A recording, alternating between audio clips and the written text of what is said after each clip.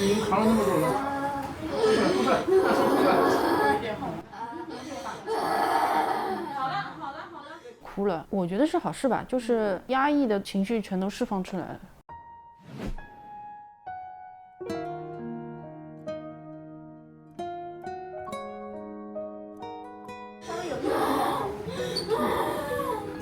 他也是心智上来说比较成熟的孩子。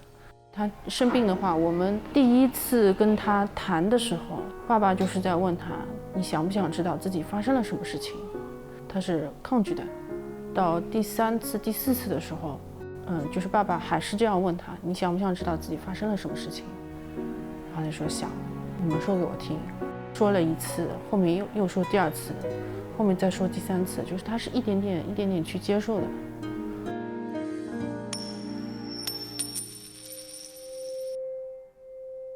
就是我其实没办法接受这个事情。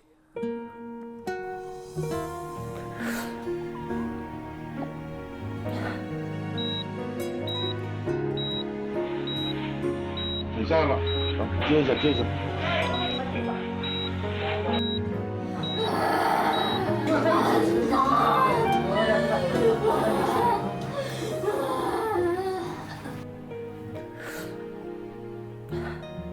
因为他难受的时候，我要表现出我是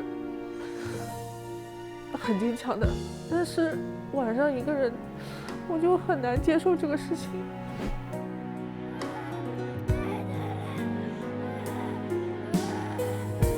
我还是情绪比较脆弱的。他2年级的时候，就是眼睛近视了，我就近视这个事情，我也要哭一场。我就是觉得，